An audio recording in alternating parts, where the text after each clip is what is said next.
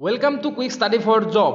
আজি আমি আলোচনা কৰিম Assamese art, culture and literature, Asomiya কলা, সংস্কৃতি আৰু সাহিত্যৰ ওপৰত। এই ভিডিঅ'টো বিশেষকৈ Assam police, APSC and other state level এক্সামৰ কাৰণে ইম্পৰ্টেণ্ট হ'ব। So let's start from the first question. Karam Puja festival is related to which of the following communities? Karam Puja কোনটো কমিউনিটিৰ লগত জড়িত? টি ট্ৰাইব, চাহ জনগোষ্ঠীসকলৰ লগত কৰম পূজা জড়িত। Baikhu festival is celebrated by, Baikhu উৎসৱ কোনে পালন কৰে? ৰাভাসকলে। চ' এনচাৰ হ'ব option C, Rabha. Deodhani dance is perform by, Deodhani নৃত্য কোনে পৰিদৰ্শন কৰে? এনচাৰ হ'ব দেউৰী। অপশ্যন চি হ'ব right answer. Medam Mephi is performed, Medam Mephi কোনে পাৰফৰ্ম কৰে? আহোমসকলে। মেডাম মেফি পালন কৰে আহোমসকলে। Bahua dance is perform by, Bahua dance কোনে পাৰফৰ্ম কৰে? কছাৰী, সোণোৱাল কছাৰীসকলে। অপশ্যন এ হ'ব right answer. Which of the following is the first Assamese Sonnet, প্ৰথম অসমীয়া ছনেট কোনটো হয়? প্ৰিয়তমাৰ চিঠি। অপশ্যন চি হ'ব ৰাইট এনচাৰ। প্ৰিয়তমাৰ চিঠি লিখিছিল হেমচন্দ্ৰ গোস্বামীয়ে। The only Assamese actress to have won the National Award for Best Actress for Assamese film is, একমাত্ৰ অসমীয়া কোন হয় যোনে বেষ্ট এক্ট্ৰেছত নেশ্যনেল এৱাৰ্ড পাইছে? তেখেত হ'ল মলয়া গোস্বামী। মলয়া গোস্বামী 1992ত ফিৰিঙতি ছবিখনৰ বাবে বেষ্ট এক্ট্ৰেছ এৱাৰ্ড পাইছিল। Karengar Ligiri is a play written by, Karengar Ligiri কোনে লিখিছে? জ্যোতিপ্ৰসাদ আগৰৱালা।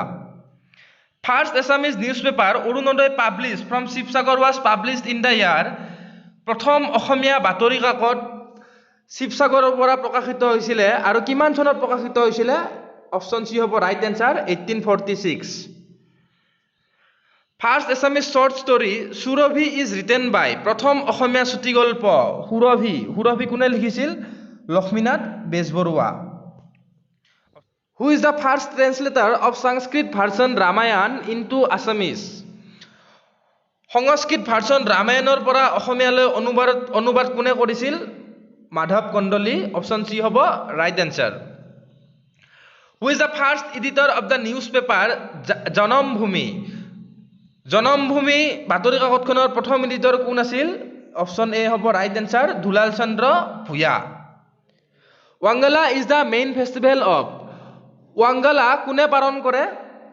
গাৰোসকলে পালন কৰে। অপশ্যন এ হ'ব right answer. Barat festival is celebrated by, Barat উৎসৱটো কোনে পালন কৰে? তিৱাসকলে। অপশ্যন ডি হ'ব right answer. Doctor Bhupen Hazarika won best musical director award for which of the following movie, Bhupen হাজৰিকাই কোনখন ছবিৰ কাৰণে বেষ্ট মিউজিক ডিৰেক্টৰ এৱাৰ্ড পাইছিল? চামেলি মেম চাহাব। 1976ত তেখেতে চামেলি মেম চাহাব ছবিখনৰ কাৰণে বেষ্ট মিউজিক ডিৰেক্টৰ এৱাৰ্ড পাইছিল। Who was the author of a grammar of the Assamese language, a grammar of the Assamese language কিতাপখন কোনে লিখিছিল? William Robinson. So' option A হ'ব right answer. Next question, who had a pen name Rachana Barua, ৰচনা বৰুৱা কাৰ প্ৰকৃত নাম হয় বা বেলেগ এটা নাম হয়? বিৰিঞ্চি কুমাৰ বৰুৱা। বিৰিঞ্চি কুমাৰ বৰুৱাৰ প্ৰকৃত নাম ৰচনা বৰুৱা। বাথৌ পূজা ইজ চেলিব্ৰেটেড বাই, বাথৌ পূজা কোনে পালন কৰে? বড়োসকলে। অপশ্যন বি হ'ব right answer. Kherai Puja is perform by, Kherai Puja কোনে পাৰফৰ্ম কৰে? অপশ্যন বি হ'ব ৰাইট এনচাৰ, বড়োসকলে। Who is the author of Jivanar Batat, Jivanar Batat কোনে লিখিছে? অপশ্যন বি হ'ব right answer, Bina Barua. For which book did Birendra Kumar Bhattacharya receive Sahitya Akademi award, কোনখন কিতাপৰ বাবে বীৰেন্দ্ৰ কুমাৰ ভট্টাচাৰ্যই সাহিত্য একাডেমী বঁটা পাইছিলে? এনচাৰ হ'ব ইয়াৰিংগাম। অপশ্যন বি হ'ব ৰাইট এনচাৰ। 1961ত সাহিত্য একাডেমী বঁটা পাইছিলে এই বুকখনৰ কাৰণে আৰু 1979ত মৃত্যুঞ্জয় বুকখনৰ বাবে তেখেতে জ্ঞানপীঠ বঁটা পাইছিলে। Next question, The first postal stamp released in the name of Assamese writer. অসমীয়া ৰাইটাৰ কাৰ নামত প্ৰথমতে পোষ্টেল ষ্টাম্প ৰিলিজ হৈছে লক্ষ্মীনাথ বেজবৰুৱা অপচন এ হ'ব right answer in the year 2000 doctor Indira Goswami receive 2000 চনত ইন্দিৰা গোস্বামীয়ে কি এৱাৰ্ড ৰিচিভ কৰিছে এইটোৰ এনসাৰ আপোনালোকৰ কাৰণে থলো কাইন্ডলি কমেন্ট বক্সত লিখিব এনসাৰটো সো নেক্সট কোৱেশ্চনটো লৈছো who is the first editor of Jonaki Jonaki আলোচনীখনৰ প্ৰথম এডিটৰ কোন অপচন সি হ'ব right answer Chandrakumar Agarwala first Anglo Assamese dictionary compiled by প্ৰথম এংলো অসমীয়া ডিকচনাৰী কোনে প্ৰস্তুত কৰিছিলে মাখনলাল চলিহা অপচন সি হ'ব ৰাইট এনসাৰ